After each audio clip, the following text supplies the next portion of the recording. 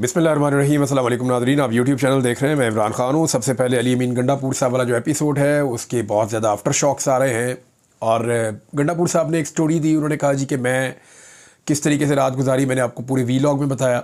और वो रात गुजारने के बाद मैं कैसे उतरा, कैसे मैं निकल गया, किसी की नज़रों में नहीं आया।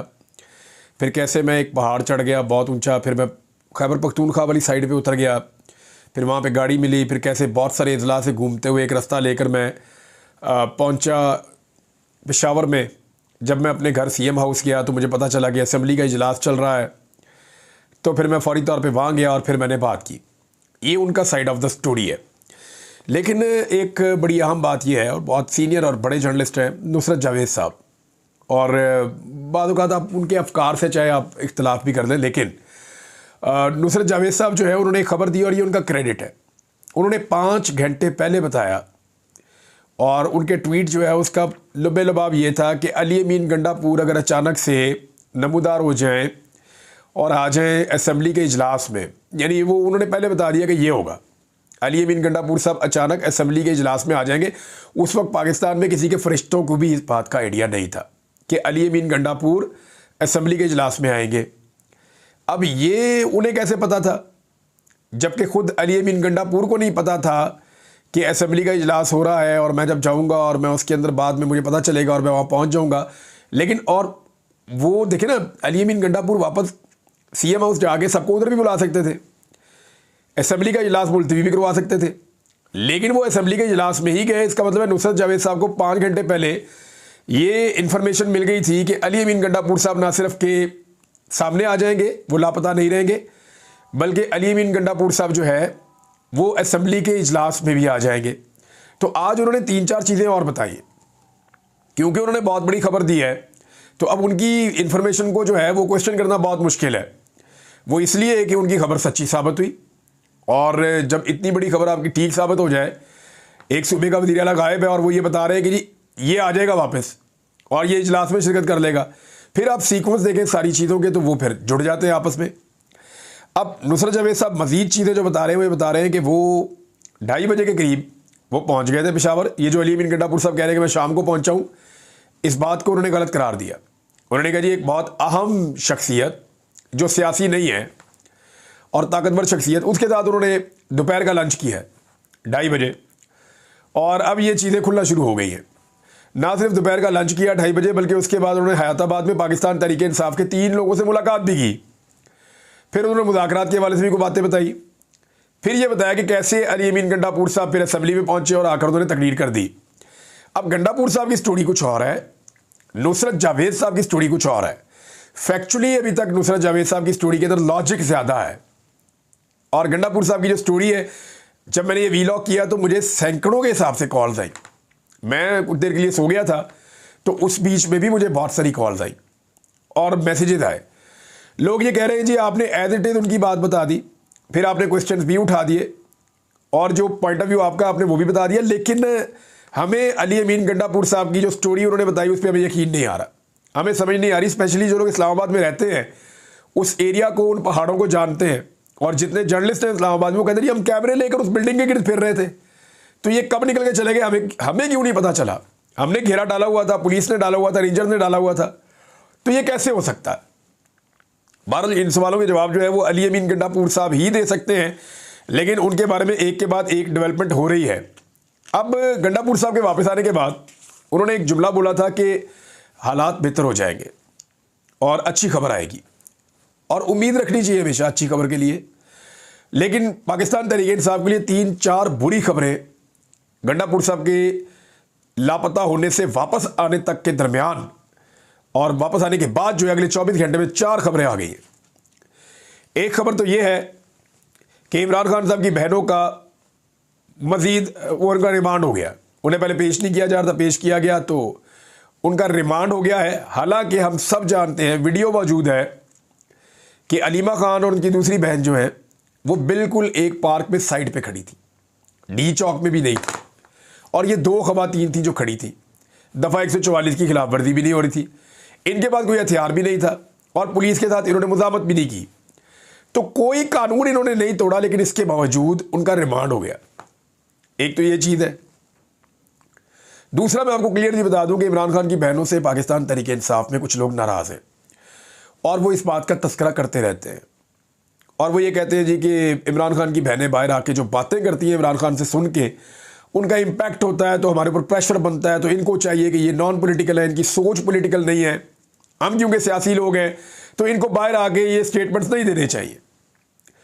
अब वो बहनें, उनका भाइयों ने जो कहता है वो बाहर आके कह भी देती है बाद औक़ात, और हो सकता है इमरान खान साहब उनको कहते हो कि तुमने बाहर जाके ये बात करनी है, हम उन पर ट्रस्ट करते हैं, वो उनकी बहनें, तो वो फिलहाल अब उनकी बहनें भी अंदर हैं इस वक्त, तो ये सूरत हाल है।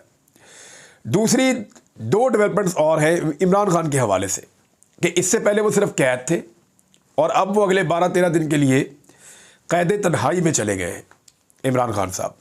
कैसे? पंजाब हुकूमत ने जो है वो ये फैसला किया है और सुप्रिटेंडेंट ने ये रिकॉर्ड भी दे दिया है और उन्होंने ये बता भी दिया है कि 18 तारीख तक अडियाला जेल के अंदर जितनी भी मुलाकातें होनी हैं वो सारी कैंसिल कर दी गई हैं। यानी 18 तारीख तक कोई भी शख्स जाकर इमरान खान साहब को जेल में नहीं मिल सकता। आज 7 अक्टूबर है, तो 18 अक्टूबर तक इमरान खान साहब से जेल में ऑफिशियली मुलाकात नहीं हो सकती। अब पाकिस्तान तहरीक इंसाफ जाएगी, जाकर हाई कोर्ट में अपील करेगी, केस जस्टिस आमिर फारूक साहब के पास लगने के ज़्यादा इम्कान आते हैं और वो सिक्योरिटी के नाम के ऊपर इसको कितना डिले कर सकते हैं, ये लेट्स सी क्या होता है। लेकिन साफ बात यह है कि इमरान खान साहब को कैद तन्हाई में डाल दिया गया इस सारे एपिसोड के बाद जो इस्लामाबाद में हुआ। दूसरी चीज़ जो हुई वो ये हुई कि इमरान खान साहब का एक केस चल रहा था अल-कादर यूनिवर्सिटी वाला। पाकिस्तान तहरीक इंसाफ बड़े लंबे अरसे से कोशिश कर रही थी कि लंबी डेटें डालो, कोई 2 हफ्ते की डेट, कोई 1.5 हफ्ते की डेट, कोई 10 दिन, 15 दिन, 20 दिन की डेट डाली जाए ताकि वो इस केस को चलाएं और साथ में जो तोशा खाना वाला केस है वहाँ पे इस्लामाबाद हाई कोर्ट से ज़मानत हासिल करके बुशरा बीबी को कम से कम बाहर ले आए, क्योंकि इस केस में तो ज़मानत हो चुकी है पहले ये। अब अगर इसमें कन्विक्शन नहीं होती और उसमें ज़मानत हो जाती है तो बुशरा बीबी कम से कम बाहर आ जाएगी और इमरान खान साहब के भी बाहर आने के इम्कानात होंगे। वो इस पे काम कर रहे थे, तो उन्हें डेट मिलती थी 2 दिन की, 3 दिन की, 2 दिन की, 1 दिन की, 3 दिन की, ऐसे डेट मिलती थी। उसकी वजह यह थी कि अदालत बहुत तेज़ी से केस चलाना चाहती थी। अब फौरी तौर पर पाकिस्तान तहरीक इंसाफ की एक दरख्वास्त पर अमल कर दिया गया। उन्होंने कहा 17 तारीख तक टाइम दे दें, उन्होंने कहा नहीं 19 तारीख तक टाइम दे दिया।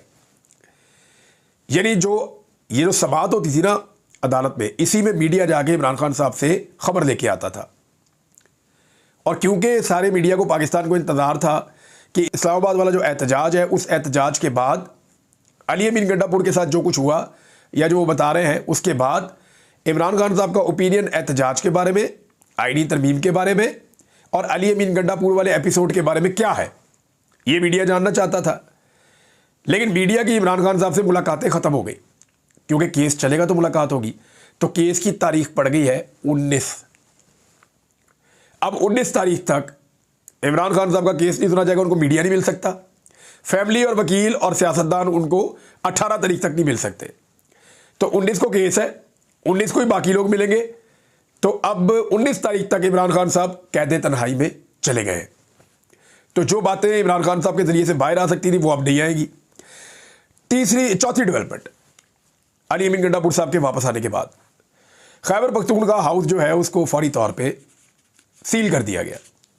ये दिन के टाइम की एक्टिविटी है और उसको सील करने के पीछे जो वजूहात, मैंने चंद लोगों से बात की, तो क्योंकि इस पर स्पीकर जो है सूबाई असम्बली के खैबर पख्तूनख्वा के, उन्होंने इस पर कमेटी भी बनाई है, तोड़ फोड़ जो ये जो नुकसान हुआ है उसको जाके देखें, जो जिम्मेदारान हैं उनका तयन करें।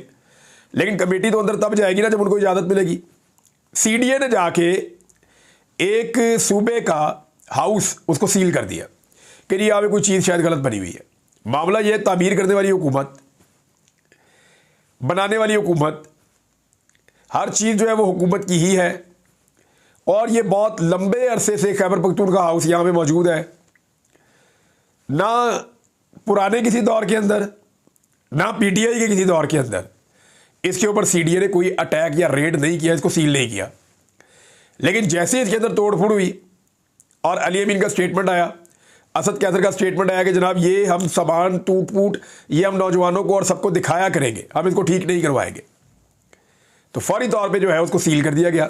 अब 2 चीज़ें होंगी जो मुझे पता चली है। नंबर 1, इसके पीछे मकसद ये है कि खैबर पख्तूनख्वा हाउस जो है वहाँ पे पाकिस्तान तहरीक इंसाफ की पॉलिटिकल एक्टिविटीज़ होती है।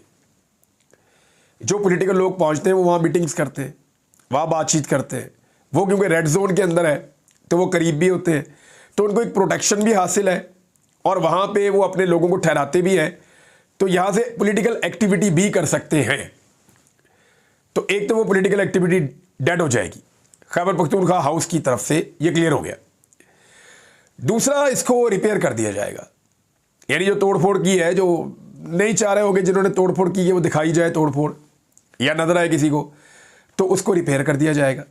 जब उसको ठीक कर दिया जाएगा तो ना रहेगा बांस तो ना बजेगी बांसुरी। तो ये 4 डेवलपमेंट्स अली अमीन गंडापुर साहब के वापस आने के बाद हुई हैं और ये चारों में से एक भी पाकिस्तान तहरीक इंसाफ को सूट नहीं करती।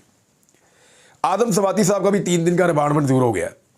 मैंने जब गंडापुर साहब को कल रात बताया कि जनाब आदम सवाती साहब भी गिरफ्तार है, तो उनको पता नहीं था। उन्होंने कहा नहीं वो तो गिरफ्तार नहीं है। मैंने कहा जी वो गिरफ्तार है और उनको पकड़ लिया गया है। तो फिर उनका जो है वो अब 3 दिन का रिमांड आदम सवाती साहब का भी हो गया है। तो ये है जी ओवरऑल सिचुएशन इमरान खान साहब की, पाकिस्तान तहरीक इंसाफ की, गंडापुर साहब की, खैबर पख्तूनख्वा की हुकूमत की। एक चीज़ मैं आपको और बताता हूँ, अली अमीन गंडापुर साहब ने जिस किस्म के एहतजाज किए थे और जितना जोर लगाया था, हत्ता कि ये जो इन्होंने लॉन्ग मार्च किया है ना, डी चौक तक पहुंचना, ये बहुत बड़ा कारनामा है। ये हर आदमी नहीं कर सकता। वो विजुअल्स आप देखें कैसे 40-40, 30-30 कंटेनर इकट्ठे खड़े किए हुए, उनको हटाना आप समझे पहाड़ सर करने के बराबर है। लेकिन उनको हटाकर ये पहुंचे, बहुत बड़ी बात है।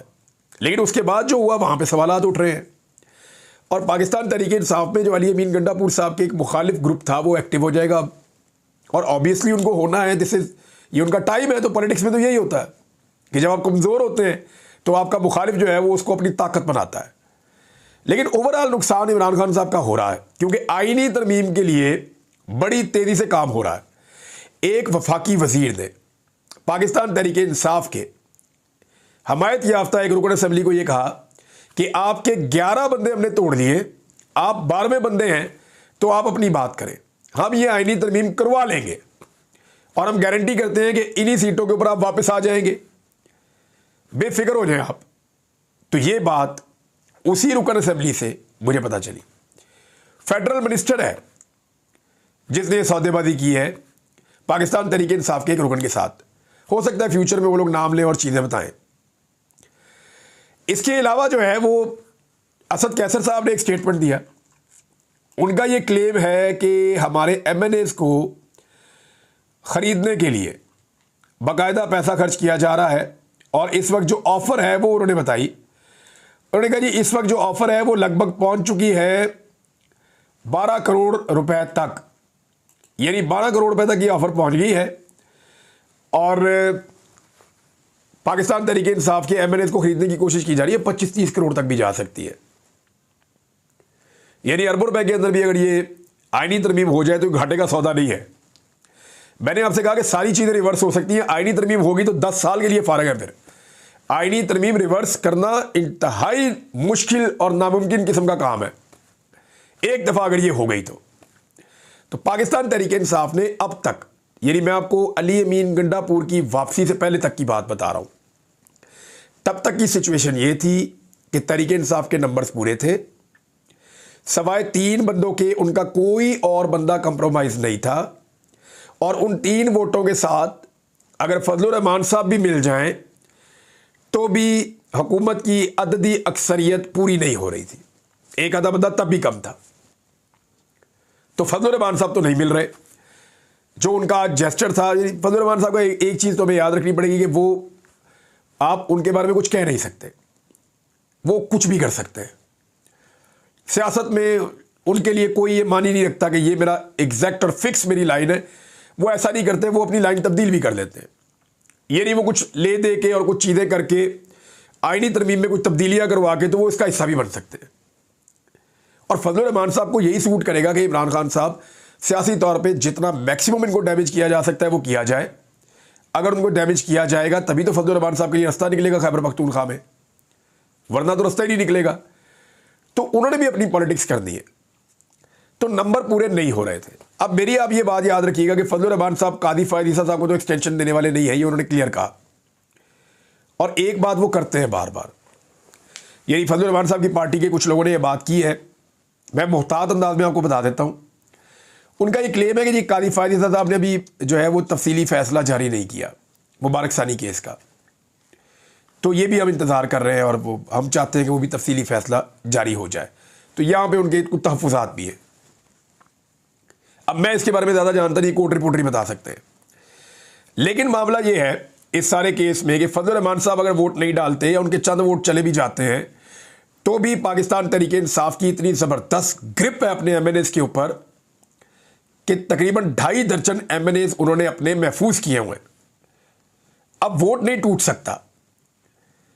अगर तो ये आप समझ लें कि आईनी तरमीम हो गई और ये MNAs कंप्रोमाइज हो गए और ये MNAs उन कमीन गांव से निकलकर पहुंच गए जहां पे जाकर इन्होंने वोट डालना है, तो फिर आप लिख कर रख लें कि लोगों के जितने शकूक शुबहात हैं वो सारे दुरुस्त हैं खैबर पख्तूनख्वा हुकूमत के हवाले से। फिर आप लिख लें कि कंप्रोमाइज हो गया मामला, क्योंकि आईनी तरमीम मुमकिन ही नहीं थी कि हो जाती। और अभी जब मैं आपसे बात करूं तो अब तक नहीं है, लेकिन अगर ये आईनी तरमीम हो जाती है तो फिर आप समझ लें कि ये मामला तय थे। इन मामलात के तहत इमरान खान की बहनों को अंदर रखा गया, इन मामलात के तहत इमरान खान साहब से मुलाकातें बंद करवाई गई, इन मामलात के तहत जो है वो खैबर पख्तूनख्वा हाउस को भी सील किया गया ताकि वहाँ एक्टिविटी ना हो सके। इन्हीं मामलात के तहत जो पाकिस्तान तहरीक-ए-इंसाफ के रोला डालने वाले लोग हैं वो सारे मुकदमात में भाग दौड़ रहे हैं। इन्हीं मामलात के तहत एक पार्लिमानी पार्टी की लीडर है जरताज गुल वजीर, वो भी गिरफ्तार कर ली गई। तो इन्हीं मामलात के तहत अगर MNAs भी कंप्रोमाइज़ हो जाते हैं और आईनी तरमीम हो जाती है तो फिर समझे ये एक डील का नतीजा है। इससे बाहर फिर आप नहीं देख सकते, फिर आपके पास कोई और ऑप्शन रहेगी नहीं। फजलुर रहमान साहब गए थे जी, जो फ़लस्तीन के हवाले से एक कॉन्फ्रेंस हुई थी, उसके बारे में मैं बात करता हूँ नेक्स्ट वीलॉग में, वो इंपॉर्टेंट है, उस पर बात करते हैं। एक बड़ा अफसोसनाक वाक़या दहशतगर्दी का पाकिस्तान में कराची में हुआ, उस पर भी बात करते हैं। बाकी चीज़ें शेयर करता हूँ, लेकिन पाकिस्तान तहरीक-ए-इंसाफ को अब जो हिकमत अमली है वो ये है कि अदालत का वो दरवाज़ा खटखटाएं, कोशिश करें कि इमरान खान साहब से मुलाकात हो और मौजूदा सिनेरियो के अंदर उनसे ओपिनियन ली जाए और उनसे इंस्ट्रक्शन लेके अपना आगे का रास्ता बनाएं। देखते हैं अब होता क्या है। अब तक इतना ही, अपना ख्याल रखिएगा, अपने इस चैनल का भी। अल्लाह हाफ़िज़।